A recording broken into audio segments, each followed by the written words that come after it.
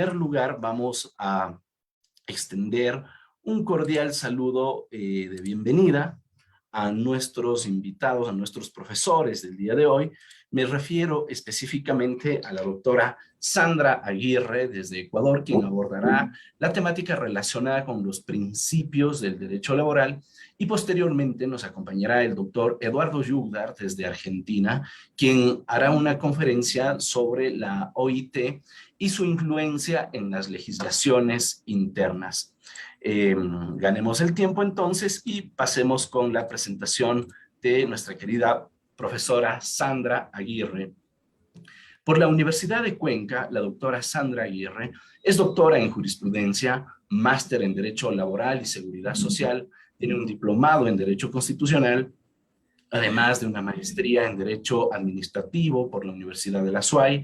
Es especialista en Derecho Empresarial por la Universidad Técnica Particular de Loja, mediadora del Centro de Arbitraje y Mediación de las Cámaras de la Producción de la SUAY. Además, fue inspectora del trabajo durante 16 años y asesora en el consultorio jurídico de la Universidad de Cuenca, donde además también ha sido docente.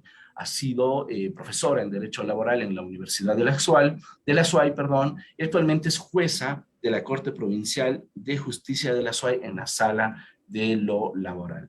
Estimada doctora Sandra, muy buenas tardes, bienvenida. Para nosotros es un gusto que nos pueda acompañar una vez más. La metodología que hemos empleado para estas conferencias, para esta transmisión, es que vamos a escuchar en primer lugar la conferencia magistral de nuestros profesores y posteriormente cederemos la palabra a los participantes para que, utilizando el sistema de Zoom, levanten su mano y les otorgaremos la palabra ordenadamente, y también revisaremos algunas preguntas que puedan surgir de las redes sociales. Iniciamos entonces. Bienvenidos, bienvenida, estimada doctora, tiene la palabra. Gracias, buenas noches. A usted le agradezco al doctor Damián Armijos, director de Latin Juris, por haberme invitado a participar en este evento tan importante como es el Diplomado Internacional de Derecho Público y también, Derecho Privado. El tema, que se me ha invitado para que hoy, dé a conocer, también a los estudiantes y a todos los que están participando en este día, es sobre los principios del derecho laboral.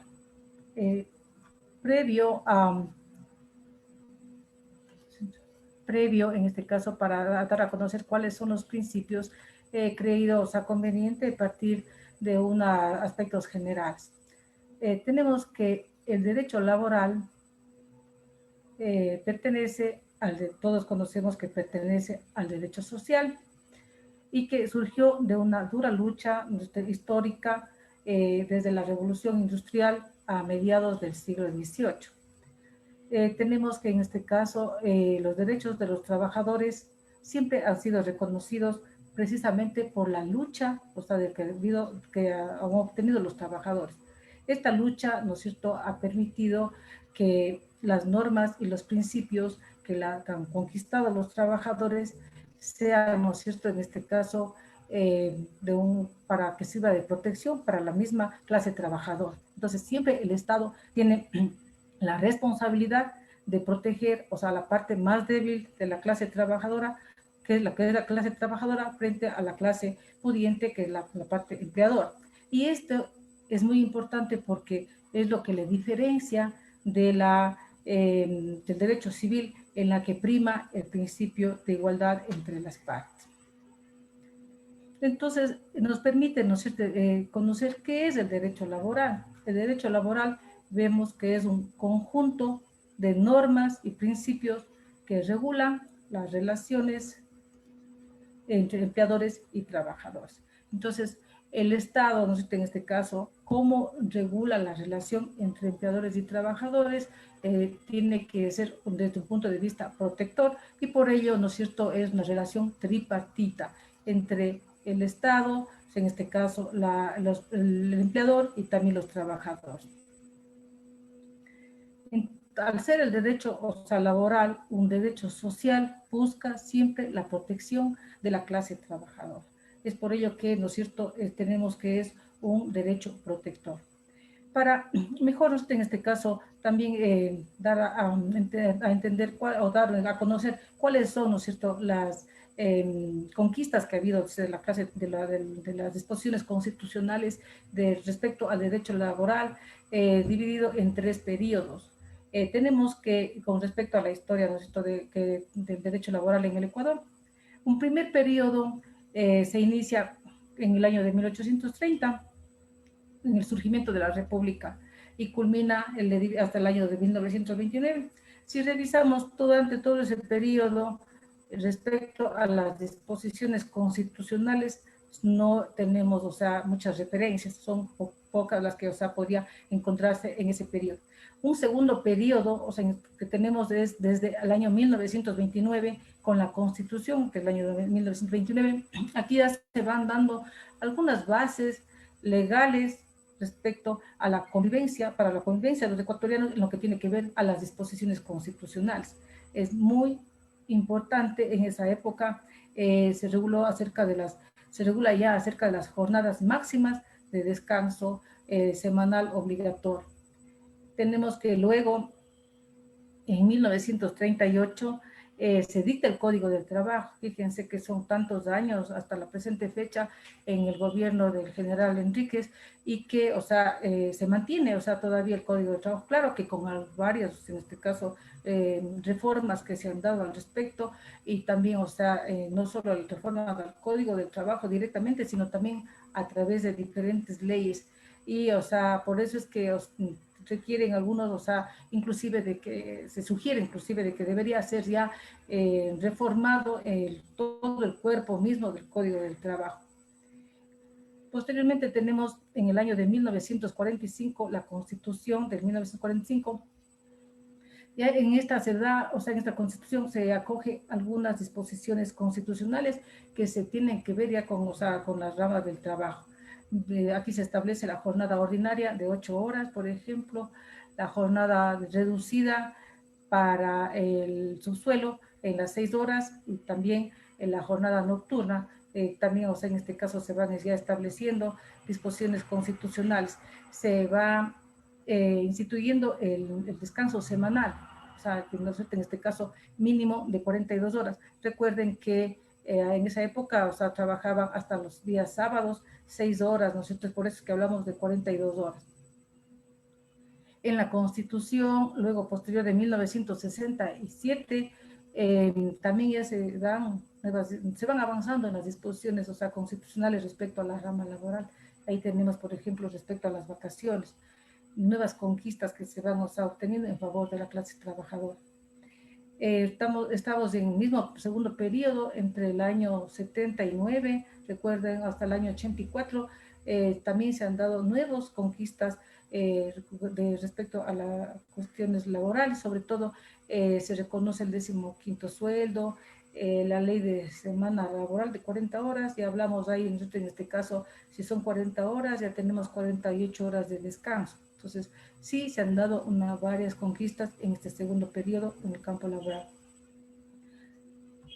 Un tercer periodo, ¿no es cierto?, en este caso le he marcado desde el año 2008, con la nueva constitución del año 2008.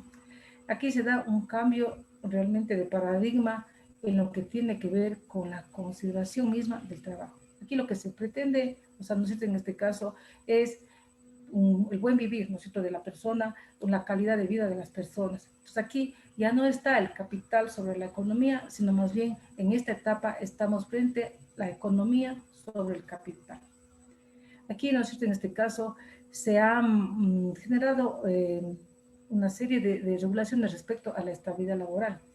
También se ha tenido que ver, ¿no es cierto?, acerca de la igualdad de los derechos, sobre las condiciones laborales, para hombres, mujeres, es decir, en esta etapa, ¿no es cierto?, tercera etapa que se ha establecido a partir del año 2008, se ha verificado que sí han habido derechos, o sea, en este caso, reconocimiento a los derechos para la progresividad de los derechos laborales, que permiten, dice aquí, un estado de derechos para lograr el buen vivir. Tenemos que, o sea, se han dado varias reformas al Código del Trabajo, o sea, como había indicado anteriormente. por ejemplo, a partir en el año 2015, que son muy importantes, tenemos, ¿no es cierto?, con la Ley Orgánica de Justicia Laboral. La Ley Orgánica de Justicia Laboral, todos conocemos que, o sea, entre los puntos importantes que sobre la protección a la mujer embarazada a través del despido ineficaz. También, ¿no es cierto?, a la mujer embarazada y también a los que están en periodo de lactancia. ¿Para qué? ¿No es cierto?, en este caso, con la finalidad del principio de inamovilidad, para que ellos no se pueda, ¿no es cierto?, dar por terminada la relación de trabajo, sino más bien que ella escoja si quiere seguir o no continuar trabajando. Entonces aquí, ¿no es cierto?, lo que se pretende es que no se dé el despido intempestivo, sino más bien que si se ha dado el despido, o sea, más bien sea ineficaz y más bien se quiera a la persona que siga laborando.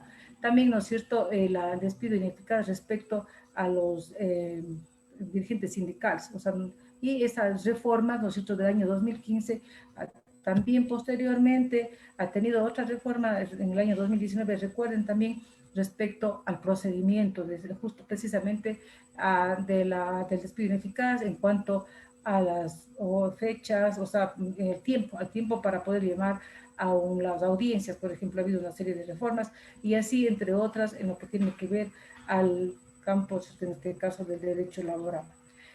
Tenemos entonces que el derecho laboral, o sea, es el Código de Trabajo conlleva, ¿no es cierto?, una serie de disposiciones que tiene que ver con el contrato individual de trabajo, que tiene que ver con el contrato colectivo, o sea, estableciendo definiciones y reglas, ¿no es cierto?, en este caso, para que sean aplicadas para regular las relaciones laborales entre empleadores y trabajadores, ¿no es cierto? También aquí se regula, ¿no es cierto?, dice aquí las remuneraciones, se regula, ¿no es cierto?, tiene que ver con las vacaciones, del tratamiento, el trabajo de las mujeres, o sea, trabajo también de los menores, el desahucio, la indemnizaciones, fondos de reserva, jubilación patronal y también las modalidades de contratos, es decir, o sea, tiene una amplitud, o sea, el Código del Trabajo es muy importante, ¿no es cierto?, el Código del Trabajo, sobre todo, ¿no es cierto?, es un derecho social y que es delicado, o sea, por eso es que cuando hay, o sea, ¿no es cierto?, va a haber reforma del Código del Trabajo, nótese que, o sea, ¿no es cierto?, no es tan fácil como, o sea, otras ramas del derecho, o sea, es bien delicado porque precisamente depende de ello la situación económica, ¿no es cierto?, y el buen vivir de las personas. Tenemos que, ya entrando, o sea, ¿no es cierto?, en el tema mismo de los principios del derecho al trabajo, el derecho al trabajo se sustenta en los principios, eso es básico y que lo ayuda, ¿no es cierto?, bastante, ¿no es cierto?, sobre todo en lo que corresponde a la administración de justicia, porque los principios, si vemos, tiene una función supletoria. Cuando existe el vacío, cuando decían en este caso lagunas y que no se puede acudir a la jurisprudencia o también no se pueden aplicar, corresponde aplicar los principios del derecho laboral. Entonces nos permite aplicar los principios como suplemento para poder, en este caso, inclusive administrar la justicia. También tiene, ¿no es cierto?, en este caso una función interpretativa. Los principios ya, cuando existen, por ejemplo, una confusión, ¿no es cierto?, en este caso, entre diversas disposiciones o interpretaciones, nosotros, ¿no es cierto?, en este caso, nos basamos en los principios del derecho laboral para poder, ¿no es cierto?, en este caso, aplicar y, ¿no es cierto?, administrar esa justicia para que las partes procesales se sientan, en este caso, ser justo, más bien dicho, con cada una de las partes procesales. Ya entrando en el tema mismo, entonces vamos a ver en primer lugar el principio constitucional que el Estado impulsa el pleno empleo y la eliminación del subempleo y del desempleo. Tenemos que en el artículo 66 de la Constitución de la República del Ecuador manifiesta y dice que el derecho, dice en este caso, el derecho a una vida digna, o sea, garantiza el Estado el derecho a una vida digna, a la salud, a la alimentación, a la educación y sobre todo, en este caso, lo que nos interesa, el empleo. Entonces, con ello nos damos cuenta que el empleo, ¿no es cierto?, en este caso, es una responsabilidad del Estado. Entonces, corresponde, ¿no es cierto?, en este caso, al Estado buscar incentivar, ¿no es cierto?, en este caso, a través de diferentes aplicaciones a políticas públicas para incentivar, en este caso, que exista el empleo. es muy importante porque ellos, como había indicado anteriormente, nos permite satisfacciones para poder, ¿no es cierto?, en este caso nosotros llegar al buen vivir. O sea, una persona que está trabajando, o sea, ¿no es cierto?, que cumple sus necesidades, satisface sus necesidades y por lo tanto, ¿no es cierto?, es muy importante que se tenga, o sea, que se dé las fuentes de empleo. Este principio, o sea, en este caso también se refiere al subempleo, o sea, no es responsabilidad del Estado, ¿no es cierto?, que el subempleo, o sea, actualmente con esta situación que estamos atravesando, estamos viendo que, si bien es cierto, en el año 2019, o sea, la situación del subempleo, del desempleo estaba, o sea, no es cierto, avanzando, o sea, en este caso, en grandes manifestaciones. Ahora, aún mucho más se ha dado, ¿no es cierto?, en este caso con el problema de la pandemia. Entonces, lo que corresponde, ¿no es cierto?, como anteriormente decía, es que el Estado, o sea, nos permita, o sea, en este caso, que haya inversiones, nuevas inversiones para que se pueda, o sea, haya fuentes de empleo.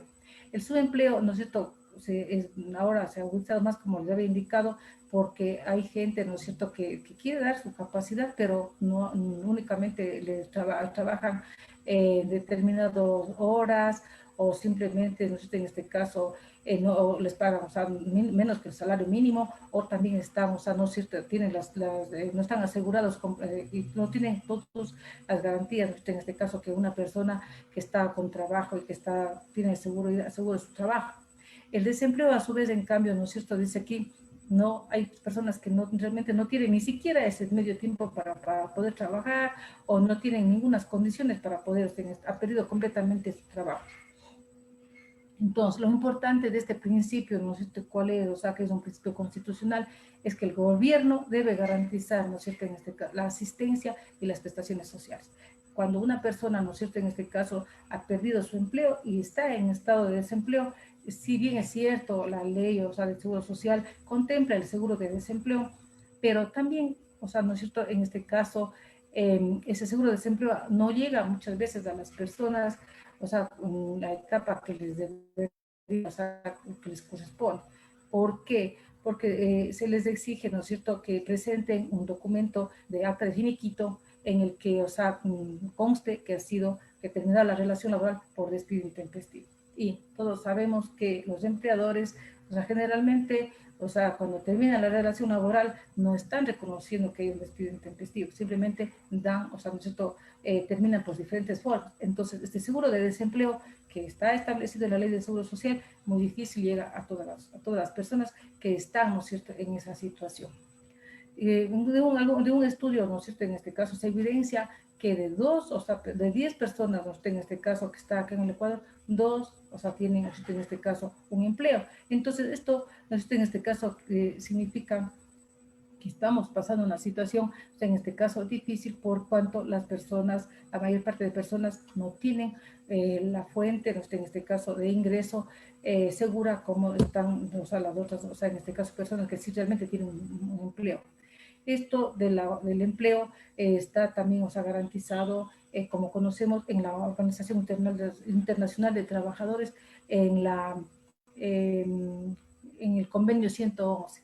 El convenio 111, y que sobre todo dice este convenio en el artículo 2, obliga a todos los miembros, a quienes forman, o sea, ratificados, o sea, en este caso este convenio, a formular y a llevar una política, o sea, que pueda promover la igualdad de oportunidades y trato para que exista el empleo y poder, en este caso, que exista una igualdad, en este caso en relación y que no exista una discriminación.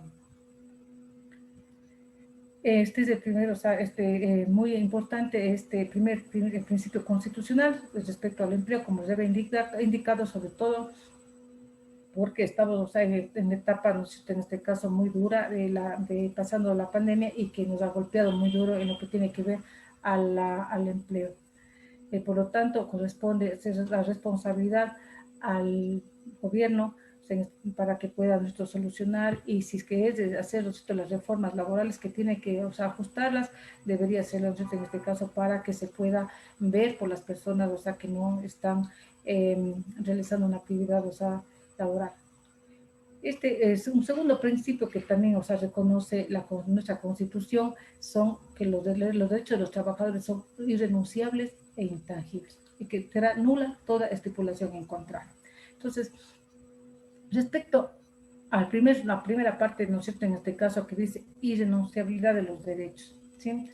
Tenemos que los derechos de los trabajadores, como dice la norma, ¿no es cierto?, en este caso dice son irrenunciables. Entonces, voluntariamente, ¿no es cierto?, en este caso tenemos que los trabajadores no pueden, o sea, renunciar, porque, o sea, ¿no es cierto?, es un derecho, porque los derechos de los trabajadores, en este caso, vendría a ser un derecho, en este caso, público, y por ello está, ¿no es cierto?, protegido por el Estado, a diferencia del derecho privado. En el derecho privado, como les había indicado anteriormente, lo que rige es la autonomía de la voluntad. Entonces, en el derecho privado, ¿no es cierto?, existe la renunciabilidad. Si es que yo tengo, ¿no es cierto?, un derecho dentro del campo de derecho privado, yo puedo, ¿no es cierto?, puedo renunciar y terminar con mi derecho. Pero, ¿no es cierto?, no procede así en el derecho, en este caso, laboral, porque es un derecho social. Entonces, aquí lo único, ¿no es cierto?, que se puede renunciar son meras expectativas. Por ejemplo, ya en un caso práctico, tenemos, ¿no es cierto?, que en el caso de un despido, o sea, se demanda un despido intempestivo y se demanda el pago de remuneraciones, el pago, por ejemplo, de los beneficios de social. El pago del despido intempestivo, el despido intempestivo tiene que ser, o sea, declarado, porque todavía no es un derecho, es una mera expectativa. Entonces, esa mera expectativa puede ser, o sea, en este caso, sujeto a una irrenunciabilidad de ese derecho, de esa mera expectativa, perdón. Pero, ¿no es cierto?, los otros derechos ya están, o sea, ¿no es cierto?, ganados porque trabajaron y tienen, ¿no es cierto?, en este caso, la obligación, el empleador, o sea, de acuerdo al artículo 42.1 del Código del Trabajo, de ellos de justificar que están al día en el pago. Por lo tanto, o sea, única y exclusivamente esos derechos, o sea, no se pueden, o sea, en este caso, renunciar, sino las meras expectativas. La irrenunciabilidad de los derechos está, ¿no es cierto?, tanto constando en la Constitución como también en la norma sustantiva. Y tenemos entonces que, por ejemplo, cuando se celebra, o sea, se acaba una relación laboral, se celebra un acta de finiquito. Entonces, el acta de finiquito, ¿no es cierto?, aquí se puede, si no está de acuerdo, la parte, en este caso, actora posterior a ello, a que se la han liquidado, podría, ¿no es cierto?, este acta de finiquito impugnarse, ¿no es cierto?, por ejemplo, de acuerdo a nuestra legislación. Por ejemplo, había indicado que solo se puede renunciar esos derechos. Asimismo, tenemos la intangibilidad de los derechos, ¿sí? O sea, ¿no es cierto?, de los derechos. Asimismo, hacemos una diferencia entre los derechos, o sea, en el sector público, o sea, el derecho del trabajo, así como también en el derecho privado. Entonces, tenemos que la intangibilidad, ¿no es cierto?, de los derechos en el campo de derecho laboral, o sea, son una conquista que han tenido alrededor de muchos años, ¿no es cierto?, y por lo tanto son derechos adquiridos. Esos derechos nosotros son intangibles, no se pueden, o sea, tocar porque se estarían, ¿no es cierto?, vulnerando las conquistas que han realizado, que han plasmado durante todo un tiempo, o sea, los trabajadores. Por lo tanto, si es que, o sea, se toca esos derechos, sería nula, como la norma dice, o sea, en este caso, toda estipulación que sea en contra de los derechos de los trabajadores. Hay un criterio que, o sea, al respecto de hoy, ¿no es cierto?, en este caso es sobre, actualmente se han dado varias directrices, ¿no es cierto?, por parte del Ministerio de Trabajo, en la que se ha reducido la jornada de trabajo, se ha dictado, ¿no es cierto?, o sea, en este caso también sobre la reducción emergente, o sea, sobre la suspensión, ¿no es cierto?, de la jornada laboral. Pero, o sea, podrían decirse que se trastocado los derechos de los trabajadores porque la jornada, en este caso del trabajo, habíamos indicado que es de 8 horas y que por lo tanto al reducirse la jornada, al verse dado una reducción, ¿no es cierto?, de la jornada, una suspensión, entonces estaríamos diciendo que se ha trastocado los derechos de los trabajadores. Sin embargo, ¿no es cierto?, quiero entender que es, o sea, ¿no es cierto?, por la necesidad, o sea, por la necesidad justamente que se ha dado, o sea, ¿no es cierto?, pero hay que tomar en consideración que esto es temporal, o sea, una intangibilidad sería, ¿no es cierto?, tras tocar los derechos de los trabajadores sería cuando ya se esté dejando definitivamente, pero una forma temporal, ¿no es cierto?, de un año y para prorrogarlo un año más, entonces sería únicamente justificable con la situación, o sea, que hemos pasado por la situación del COVID-19. Un tercer derecho también, o sea, constitucional, que es importante, tenemos sobre la que dice en caso, el principio protector, en caso de duda, ¿no es cierto?, sobre el alcance de las disposiciones legales, reglamentarias o contractuales en materia laboral, estas, dice, se aplicarán en el sentido más favorable a las personas trabajadoras.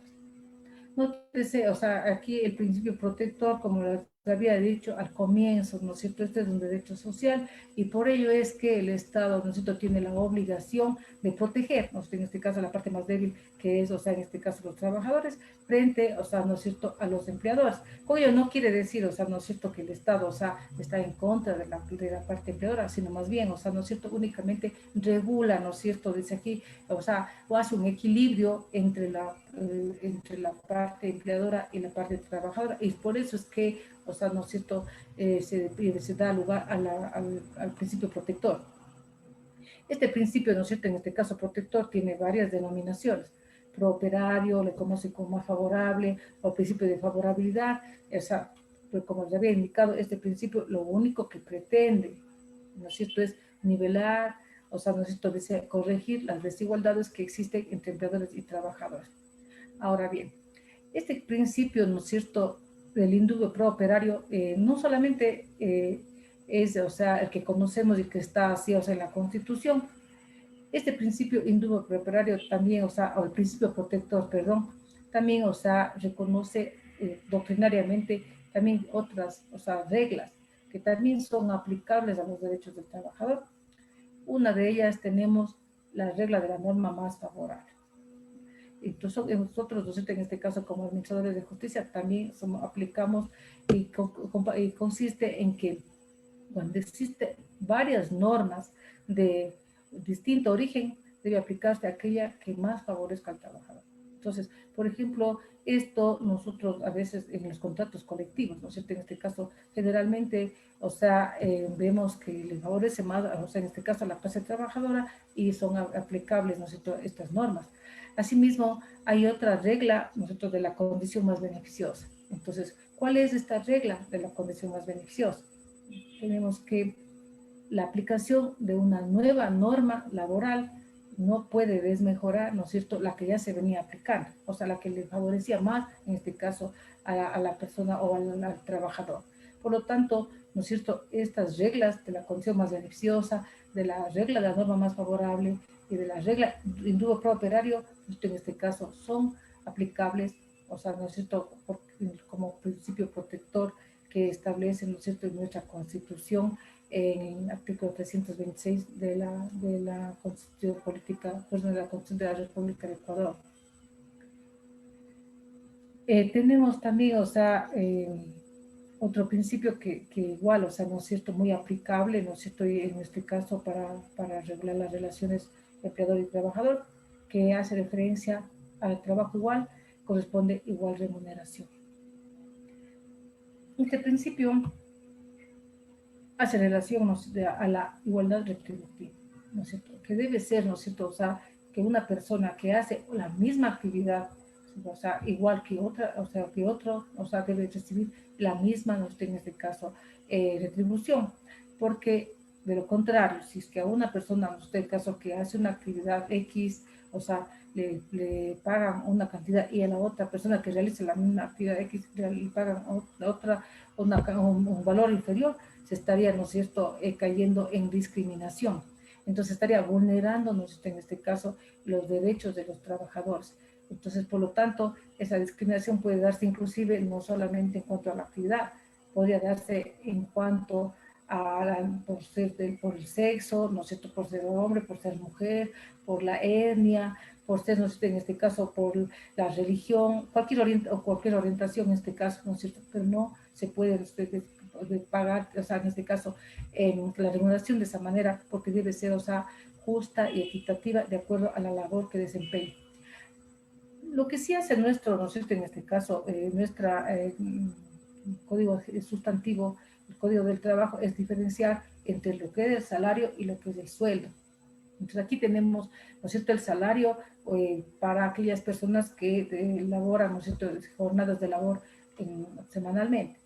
Y, ¿no es cierto?, el sueldo, entonces se cancela para aquellas personas que trabajan, en este caso, o sea, al mes. Entonces es la diferencia que existe, ¿no es cierto?, pero ahí no hay ninguna, ¿no es cierto?, en este caso, discriminación ni diferencia, sino única y exclusivamente por la situación, o sea, en este caso, que generalmente los obreros hacen, ¿no es cierto?, semanalmente, y para que se les cancele de esa manera, más bien por ayudarles para que tengan, ¿no es cierto?, un mayor, o sea, movimiento del salario que se les paga. Ahora, este principio de la igualdad de remuneración, también tenemos, ¿no es cierto?, en este caso, en el Código del Trabajo, en el artículo 79, también está reconocido en el convenio 100 de la OIT, la Organización Internacional del Trabajo. Entonces, por lo tanto, en nuestro país, ¿no es cierto?, al haber ratificado ese convenio, tiene también en este caso la obligación de respetar, o sea, en este caso, la remuneración, la igualdad de la remuneración. Este es, asimismo, viene a ser un derecho adquirido, o sea, ¿no es cierto?, y por lo tanto, o sea, tiene que aplicarlo. Inclusive, la Corte Constitucional, o sea, se ha pronunciado ya en varias sentencias de respecto acerca de la homologación de los salarios, o sea, inclusive, o sea, ¿no es cierto?, respecto a igual trabajo, igual remuneración. Por lo tanto, nosotros debemos, estos principios ser respetados, o sea, por tanto la parte, en este caso, empleadora, para que no haya prejuicios, ¿no? O perjuicios en favor para los clases, o sea, trabajadores. Otro principio, ¿no es cierto?, que también reconoce nuestra Constitución es el derecho que tienen todas las personas a desarrollar sus labores en un ambiente adecuado y propicio. Y por lo tanto garantice la salud, la integridad, la higiene, la seguridad, el bienestar. O sea, esto, ¿no es cierto?, es muy importante, es una obligación que tienen, ¿no es cierto?, en este caso los empleadores. O sea, ustedes dirán, o sea, sí, pero si es que nosotros, o sea, se le da todas estas situaciones, o sea, toda esta adecuación, o este ambiente al trabajador, y muchas veces son los trabajadores, por ejemplo, también en ropa de trabajo, ellos no quieren, o sea, no se utilizar. Por ejemplo, en cuestiones de las mascarillas, o sea, todo, y ellos no se niegan, o sea, en este caso, a utilizar. Entonces, vemos que esto está desarrollado, este principio constitucional, en el Código del Trabajo. Entre ahí hay normas, ¿no es cierto?, también que encontramos que, o sea, establece las obligaciones que deben, ¿no es cierto?, en este caso, cumplir los empleadores respecto a la prevención de los riesgos, y a su vez también que los trabajadores tienen la obligación de cumplirlas, porque, ¿no es cierto?, sabemos que si no se cumple, ¿no es cierto?, aquí habría una omisión, ¿no es cierto?, por parte de los trabajadores, y ahí generalmente inclusive habría una causal para la terminación del contrato de trabajo por parte, ¿no es cierto?, de los empleadores, que tenemos las figuras legales del visto bueno. Esto es, ¿no es cierto?, el visto bueno cuando el trabajador no cumple con las disposiciones de seguridad y riesgos del trabajo, que estaría en el artículo 172 del Código del Trabajo. Entonces, también, ¿no es cierto?, esto de la posibilidad de se dé, o sea, ambientes buenos de trabajo, también tenemos en la decisión 584 de la Comunidad Andina. Este es un instrumento, ¿no es cierto?, en este caso, que también, o sea, pretende que exista, ¿no es cierto?, trata sobre la seguridad y salud de las personas, que se debe desarrollar, o sea, el trabajo en un ambiente muy, o sea, adecuado, satisfactorio, que debe ser tanto para los empleadores como para los trabajadores. Ahora, si se cumple o no se cumple, nos toca verificar, ¿no es cierto?, toca constatar, o sea, por parte de las autoridades, o sea, que deben, o sea, vigilar. ¿Y quiénes son los llamados? Nosotros en este caso tenemos al Ministerio de Trabajo. Entonces, nótese que es también, ¿no es cierto?, un principio que, o sea, pretende, o sea, también de una manera proteger, ¿no es cierto?, o sea, a la clase trabajadora. Seguimos, o sea, los principios, en este caso, el principio constitucional que dice, esto es muy importante también por la etapa que estamos pasando actualmente, dice toda persona, o sea, necesito rehabilitada después de un accidente de trabajo o de una enfermedad, tendrá derecho a ser reintegrada al trabajo y y a mantener la relación laboral de acuerdo con la ley. Esto, o sea, ¿no es cierto? Le decía que es importante actualmente porque estamos, ¿no es cierto?, pasando esta etapa del COVID-19 y que, o sea, muchas personas, o sea, se han enfermado y que luego, posterior a lo que ya se intentan reintegrarse, ha habido más bien, o sea, terminaciones de la relación laboral. Entonces, aquí, ¿no es cierto? Por ello decía yo que es muy importante, o sea, ¿no es cierto? Sobre todo porque esto está en relación con la dignidad de la persona, ¿no es cierto? Si ustedes, o sea, ¿no es cierto?, regresa de una enfermedad, es cuando más necesita inclusive reintegrarse al trabajo, ¿no es cierto? Primero, por la parte, ¿no es cierto?, en este caso, inclusive psicológica de la persona, porque no sabemos, o sea, inclusive cómo está, o sea, quedada, pero, ¿no es cierto?, necesita, ¿no es cierto?, esta persona nuevamente estar, ¿no es cierto?, en su labor, cumplir con su trabajo y sobre todo también, o sea, la remuneración, porque sabemos que, ¿no es cierto?, el empleo nos permite, ¿no es cierto?, cumplir nuestras necesidades, por lo que también, o sea, las necesidades de nuestra familia. Es por lo tanto, este principio, ¿cierto?, constitucional, actualmente, o sea, ¿no es cierto?, todos vamos a revisar el artículo, tenemos en nuestro Código del Trabajo, que dice, y lo sé en este caso, lo siguiente, o sea, les voy a dar lectura porque, o sea, es algo muy importante, y dice: el empleador no podrá despedir, o sea, dice, intempestivamente al trabajador durante el tiempo que éste padeciere de enfermedad no profesional, que lo inhabilite para el trabajo, mientras aquella no exceda de un año. Por lo que, ¿no es cierto?, si el despido, por lo que si el caso, si el despido se da durante, ¿no es cierto?, la recuperación, o sea, de la persona cuando ha regresado, dice, inmediatamente estamos, ¿no es cierto?, hablando de un despido intempestivo. Y ahí, o sea, la obligación, la sanción que tiene, ¿no es cierto?, en este caso el empleador, es, ¿no es cierto?, de pagar lo que corresponde en el Código del Trabajo. Entonces, por lo tanto, si es que no hubiera la posibilidad de que, o sea, se le pague, o sea, voluntariamente por esta situación, o sea, tendría que acudir, o sea, esta persona ante las autoridades, o sea, correspondientes para exigir el cumplimiento de su obligación y sobre todo, ¿no es cierto?, probar, o sea, que esta persona ha estado en una situación de recuperación y de reintegrarse a su lugar de trabajo y que su empleador no ha sido, ¿no es cierto?, el que no le ha permitido regresar, en este caso, a su fuente de trabajo. También, o sea, el principio constitucional sobre el derecho dice que garantiza el Estado el derecho y la libertad de organización de las personas trabajadoras sin autorización previa. Este derecho comprende el de formar, dice, sindicatos, asociaciones, gremios, afiliarse a la organización o sea, que ellos realmente, o sea, que quieren, o sea, aquí libre elección, y también desafiliarse cuando ellos quieren. Y lo mismo corresponde también para los empleadores, pueden ellos también formar asociaciones de empleadores. Entonces, tenemos que, o sea, aquí se da la libertad, ¿no es cierto?, tanto para los empleadores como para los trabajadores. ¿Ya? También tenemos desarrollado esto, ¿no es cierto?, en la norma sustantiva, y tenemos que, en la norma sustantiva dice que para poder formar parte de un sindicato mínimo debe tener el trabajador 14 años, pero aquí vemos que existe, ¿no es cierto?, o sea, para formar parte de un sindicato, aquí existe una contradicción porque como regla, o sea, se tiene que para la edad mínima, para, no sé, en este caso, trabajar una persona y con autorización de sus padres es de 15 años. Entonces, no podría ser que a los 14 años ya forme parte, ¿no es cierto?, dice, de una afiliación o de un sindicato. Si recién a partir de los 15 años podría tener la autorización, o sea, para poder laborar. Bueno, ustedes también deben conocer, ¿no es cierto?, de que si fuera menos de 15 años que se le contrata a una persona, usted estaría, ¿no es cierto?, en este caso, inclusive violentando las disposiciones del Código de la Niñez y Adolescencia, que, o sea, inclusive tiene unas sanciones, o sea, altas, cuando se contrata a personas menos de los 15 años. Entonces, esa norma entiendo que no es aplicable, sí, claro, está desde hace muchos años, pero debería también, o sea, reformarse esa disposición de los 14 años.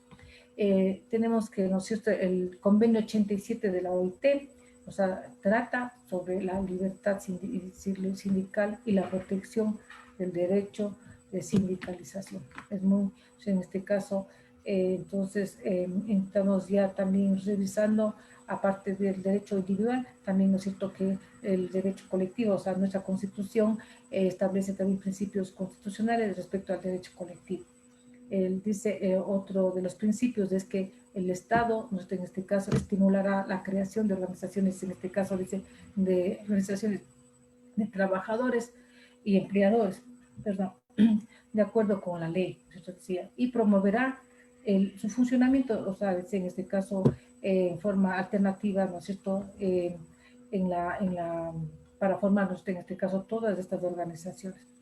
Ahora, el Estado, ¿no? En este caso, dice, promoverá, ¿no es cierto?, estimulará la formación de organizaciones, pero, ¿no es cierto?, esto dice, consta también, o sea, en la ley sustantiva, y dice, siempre y cuando cumplan con determinados fines. O sea, si bien es cierto, da una libertad, ¿no es cierto?, en este caso, para que se organicen, para que formen organizaciones sindicales, pero también, ¿no es cierto?, en este caso, digamos que esa libertad también está, o sea, coartada porque cumple, o sea, debe cumplir con ciertos fines. Por ejemplo, ¿no es cierto?, para que se haya la protección del Estado, dice, esa organización sindical o de los empleadores debe tener un fin de capacitación profesional. Debe tener, ¿no es cierto?, dice, un fin de cultura y educación, ¿no es cierto?, en este caso.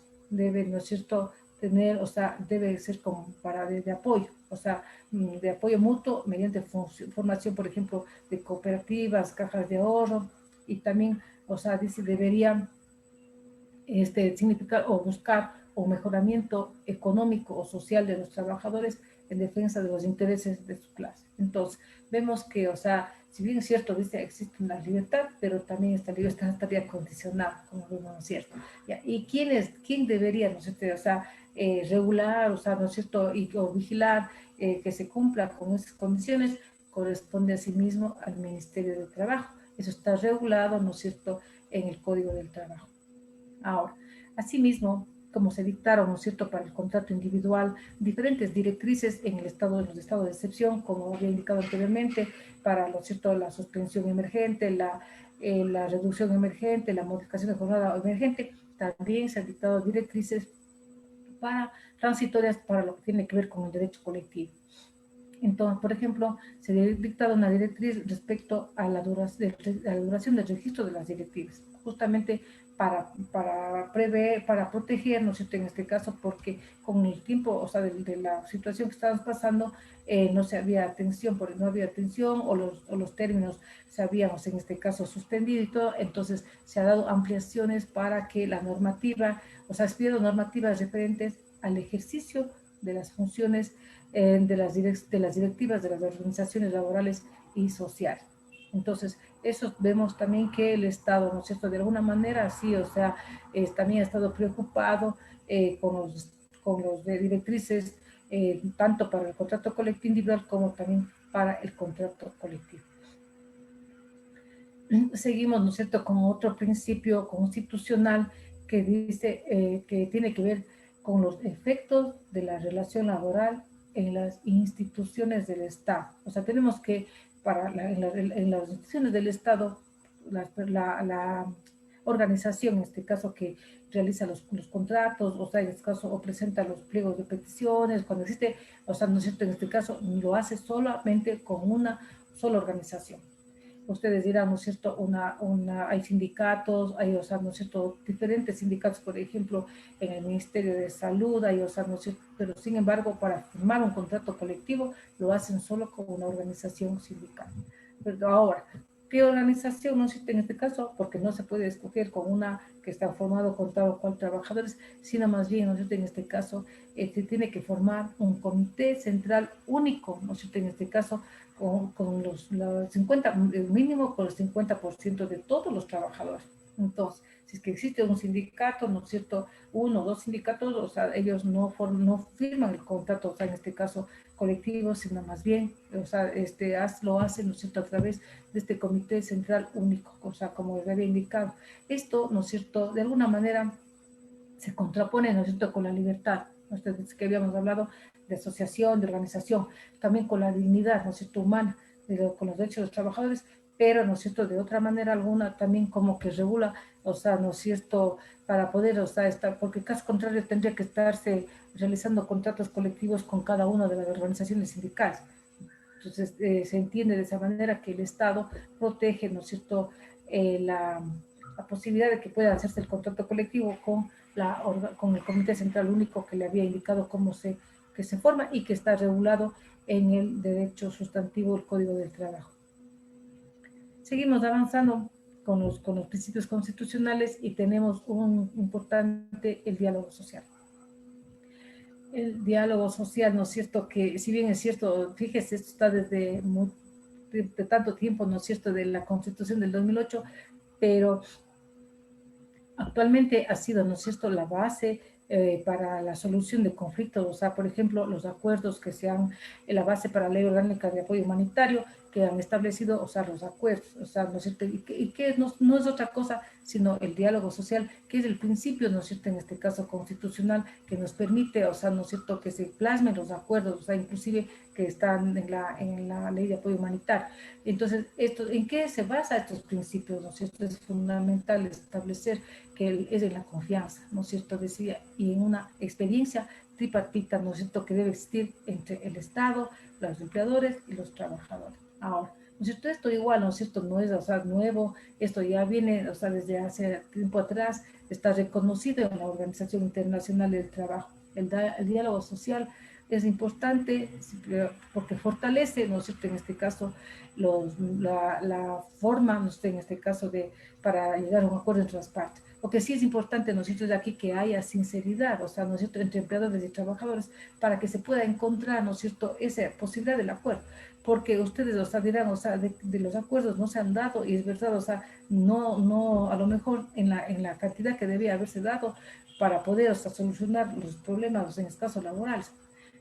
Porque no hay la sinceridad, ¿no es cierto?, del empleador con los trabajadores, porque si es que se pusiera, perdón, dar a conocer, o sea, no en este caso, los problemas reales que tiene, ¿no es cierto?,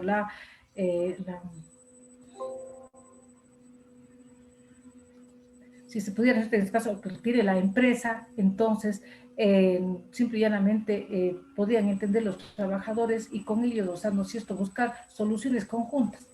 ¿Qué es, no es cierto, en este caso, precisamente para qué está el acuerdo, ¿cierto? ¿Para qué está el diálogo social? Es para afrontar, ¿no es cierto?, las adversidades, para soportar la crisis. Hace años fui parte, ¿no es cierto?, del Ministerio de Trabajo, y aquí en la ciudad de Cuenca, en la dirección regional, se hizo ya, ¿no es cierto?, diálogo social en varias empresas florícolas que estaban a punto, ¿no es cierto?, en este caso de cerrar, o sea, ¿no es cierto?, las puertas porque tenían problemas de carácter económico. Algunos, o sea, nuestros comercios, ciertos comercios igual, y se pudo, ¿no es cierto?, en este caso porque hubo transparencia, y es lo que uno aconseja, ¿no es cierto?, de que debe haber transparencia entre los empleadores y los trabajadores, los verdaderos problemas que existen. Entonces, ¿no es cierto?, el trabajador va a entender y va a poner también de su parte para poder, o sea, ¿cuál es el interés, ¿no es cierto?, del trabajador? Mantener su fuente de trabajo. Entonces, mal está, ¿no es cierto?, en este caso, que cuando existen estos problemas, más bien lo que hacen los empleadores, ¿no es cierto?, es dar por terminado la relación laboral, cuando más bien, o sea, podrían poner, como se dice normalmente, o sea, dice el hombro entre el trabajador y sacar adelante, ¿no es cierto?, en este caso, la empresa. Doctor.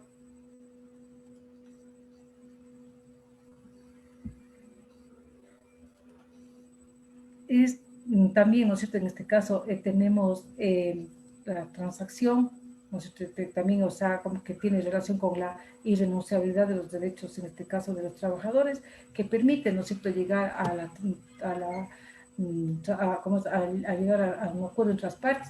También la conciliación, ¿no es cierto?, o sea, dentro del Código Orgánico General de Procesos, ¿no es cierto?, nos permite hacerlo en cualquier, ¿no es cierto?, momento, hasta antes que se dicte sentencia. Entonces, por lo tanto, tenemos, ¿no es cierto?, en este caso, varios principios que nos permiten, ¿no es cierto?, principios constitucionales respecto a la contratación colectiva. Y también, o sea, nosotros entiendo que ya se nos acaba el tiempo, tenemos también nos referimos a a los principios doctrinarios. Entonces, nosotros también nos referimos al principio de continuidad laboral. Entonces, ¿no es cierto?, muy importante, o sea, ¿no es cierto?, porque aquí está la estabilidad, ¿no es cierto?, en este caso laboral de las personas. Entonces, para que la continuidad laboral, ¿no es cierto?, en este caso, nos permite, ¿no es cierto?, en este caso, diferenciar, o sea, la estabilidad relativa y la estabilidad absoluta. La relativa, que es aplicable, ¿no es cierto?, aquí en el Ecuador, porque, ¿no es cierto?, el empleador puede terminarlo en cualquier momento, o sea, esto es la relación de trabajo, lo que le corresponde es pagar la sanción, ¿no es cierto?, por la indemnización del despido intempestivo. Y la estabilidad absoluta la tenemos en los dos casos únicos, ¿no es cierto?, ¿no?, a partir del año 2015, como les había indicado, esto es respecto al despido ineficaz, o sea, ¿no es cierto?, de las mujeres embarazadas en el periodo de lactancia y de los dirigentes sindicales. También tenemos, ¿no es cierto?, el principio de primacía de la realidad, que no quisiera dejar pasar por dejar porque esto es, ¿no es cierto?, en este caso, este principio muy importante que, si bien es cierto, nosotros vamos a la parte nuestro de los hechos, en este caso, no, o sea, en este caso, por ejemplo, muchas veces a los documentos, sino a la parte, ¿no es cierto?, a la realidad, o sea, pero es muy importante que la parte, ¿no es cierto?, en este caso, trabajadora pruebe, o sea, ¿no es cierto?, la etapa probatoria, cuál es, ¿no es cierto?, en este caso, para demostrar el contrato de realidad.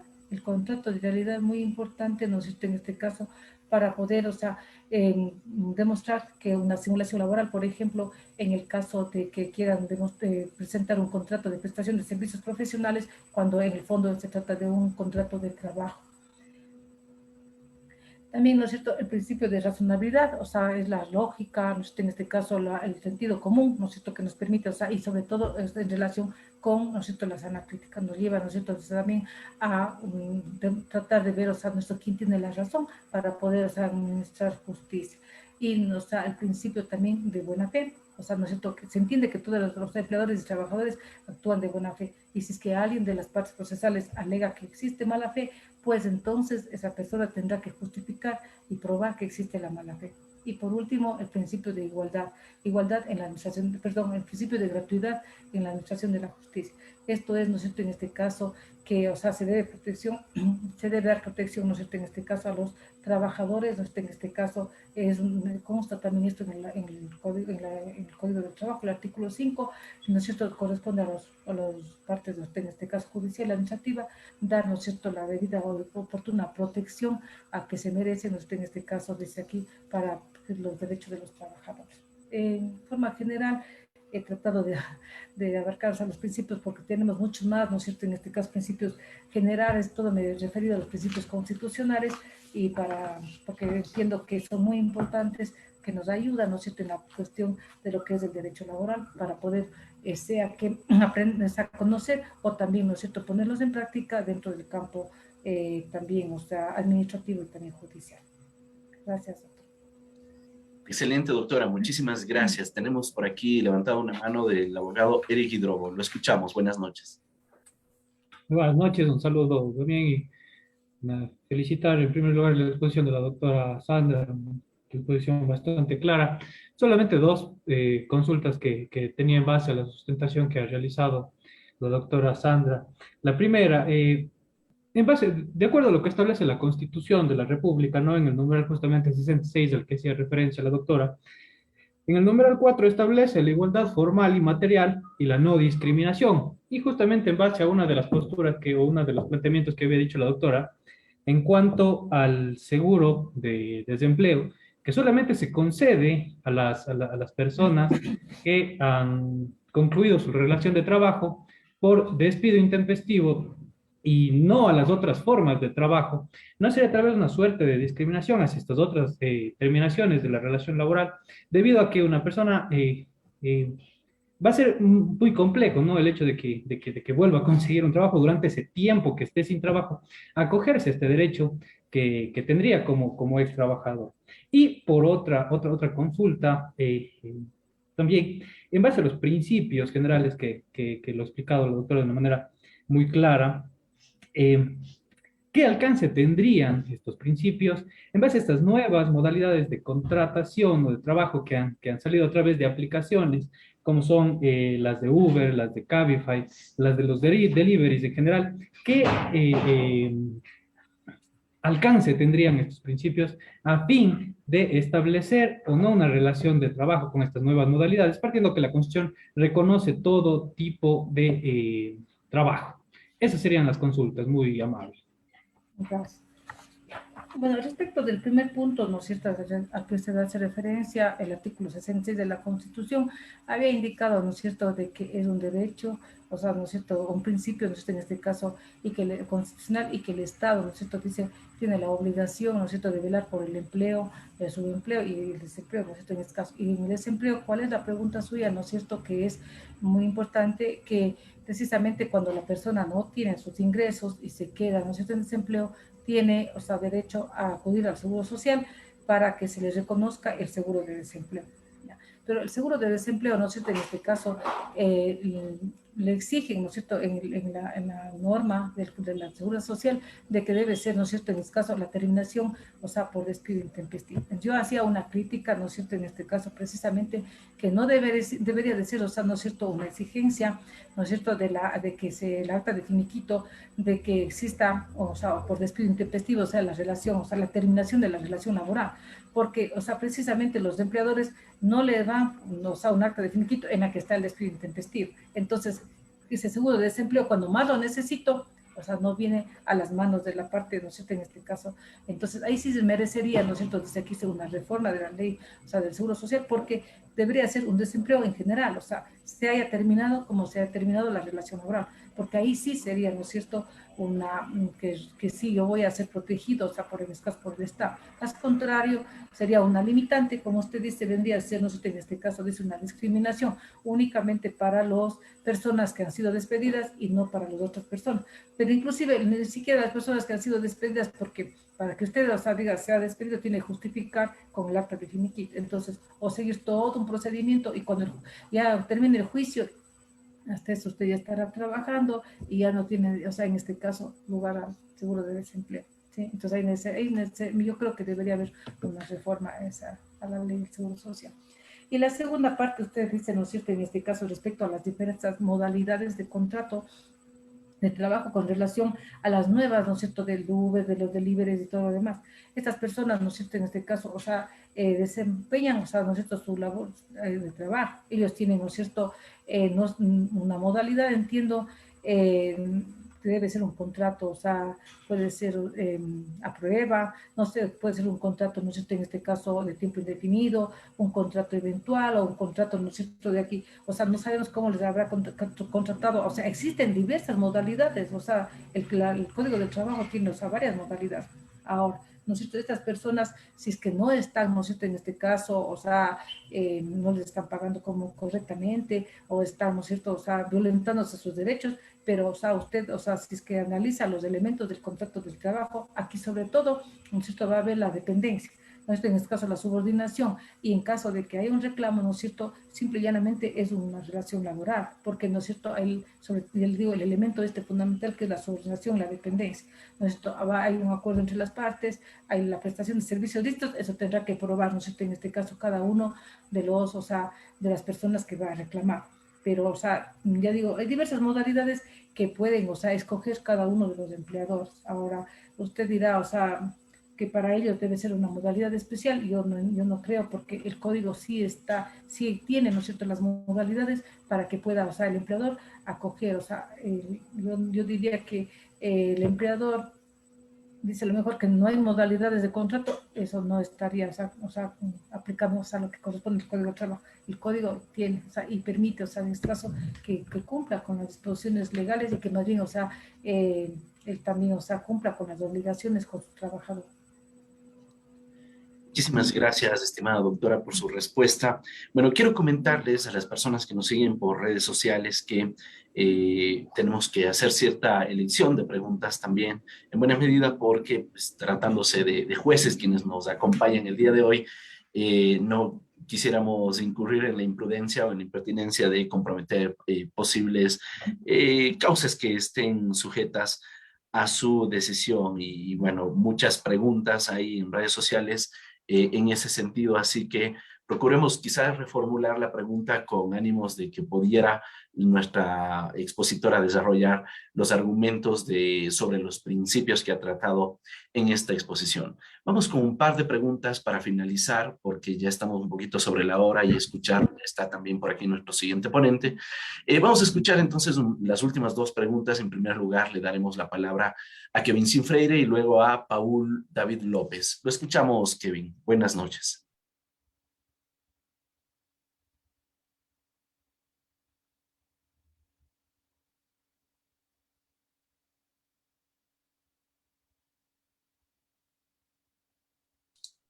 Bueno, entre tanto, Kevin logra activar su micrófono. Iremos primero con la pregunta de Paul David López. Lo escuchamos, Paul. Gracias, muy amables. Buenas noches, mi estimada doctora. Gracias por los principios que han sido muy claros que los ha explicado.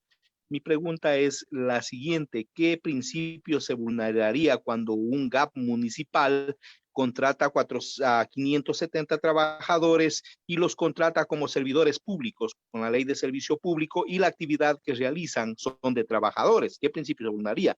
Y después de esto, ¿qué usted sugeriría? ¿Cuál sería su comentario? Ya. Bueno, tenemos, ¿no es cierto?, en este caso que en el principio constitucional está, ¿no es cierto?, en el numeral 16, precisamente, ¿no es cierto?, que hasta el año 2015, recuerdan ustedes cuando había las enmiendas, en el año 2000, finales del 2015 se dictaron las enmiendas constitucionales. Entonces, es ahí, o sea, lo que surgió, o dio, más bien dicho, lugar a que haya un problema, y por eso es que usted dice que les han contratado a estas personas, no sé, en el nivel municipal, como son trabajadores, pero como contratos ocasionales. Entonces tenemos que este principio, o sea, el artículo 16, el numeral 16 del artículo 326 dice lo siguiente: en las instituciones del Estado y en las entidades de derecho privado en las que haya participación mayoritaria de recursos públicos, quienes cumplan actividades entre representación, directivas, administrativas o profesionales, se sujetarán a las leyes que regulan la administración pública. Dice, aquellos que no se incluyen en esta categorización estarán amparados por el Código del Trabajo. Esta norma, ¿no es cierto?, estaba así hasta el año 2015, hasta diciembre del 2015, en la que fue se dieron las enmiendas constitucionales. Entonces, desde el año 2016 al año 2018, en la que se dicta la sentencia, ¿no es cierto?, por la Corte Constitucional y que declara inconstitucional las enmiendas constitucionales, volvió nuevamente esta norma a estar, o sea, ¿no es cierto?, de esta manera. Entonces, desde el año 2016 al año 2018, realmente se ha dado una serie de confusión. ¿Por qué? Porque, ¿no es cierto?, en las instituciones del sector público ya no podían, ¿no es cierto?, contratar, o sea, a las personas de acuerdo a los contratos de trabajo. Entonces lo hacían a través, ¿no es cierto?, de contratos ocasionales. Y, o sea, en este caso, cuando se dicta la sentencia de la Corte Constitucional, entonces luego hay acuerdos ministeriales del Ministerio de Trabajo que, ¿no es cierto?, regula de que en cada institución se debe, ¿no es cierto?, realizar contratos indefinidos. O sea, pero eso ya corresponde a cada institución. En este caso, el GAD municipal que usted dice debería preocuparse, ¿no es cierto?, en este caso, y de regular la situación, ¿no es cierto?, de sus trabajadores, que si son, o sea, ¿no es cierto?, sujetos al Código del Trabajo, deberían volverlos al Código del Trabajo, y si no, estarían sujetos, en este caso, a la ley que regula la administración pública. En otros términos, le puedo contestar, o sea, al señor que estaba preguntando. David López. Muchísimas gracias, estimada doctora. Bueno, vamos entonces con la última pregunta. No sé si Kevin logró solucionar el tema del audio. Vamos a solicitarle por aquí a ver si es que puede activar el audio, porque me escribió por aquí un mensaje interno diciendo que no lo logra. Quizás ahí, estimado Kevin, solicita para reactivar. Muy bien. Bueno, entre tanto, yo estoy totalmente de acuerdo también y complementaría lo que acaba de decir la doctora. bueno, la verdad me hubiera de hecho gustado tener la suerte de que un proceso constitucional que propuse exactamente por lo mismo que se acaba de comentar, haya caído en un juez que tenga claro este asunto de lo que significó la variación de la enmienda, como antes de la enmienda había un régimen, como luego de la enmienda hubo otro régimen. Así que bueno, sí, totalmente de acuerdo y más bien aprovecharé de una vez esa temática para hacer algunas referencias a unos temas que vamos a exponer este miércoles. Ok. Bueno, Kevin sí me dice aquí por el chat interno que no se puede hablar. Quizás para la siguiente conferencia, estimado Kevin, ya logre solucionar ese asunto. Y mientras tanto, entonces, doctora Sandra, le cedo el uso de la palabra para que pudiera despedirse de esta audiencia, no sin antes agradecerle una vez más por tan maravillosa exposición. Bueno, gracias, o sea, la oportunidad que me ha dado, en este caso, Latin Juris, a través de usted, doctor Damián, amigos, para poder, o sea, en este caso, compartir con los señores, todos los estudiantes, o sea, también profesionales del derecho, que, o sea, sobre los principios, o sea, que es muy importante esto, ¿no es cierto?, para poder aplicar dentro del derecho laboral. Te agradezco nuevamente y con cualquier cosa, o sea, las órdenes desde mi curul que está en este caso, en la Administración de Justicia. Gracias. Encantado. Muchísimas gracias, doctora. Será hasta una próxima ocasión. Ok. Ya. Vamos Ok, a gracias. continuación. Muchas gracias, doctora. Vamos a continuación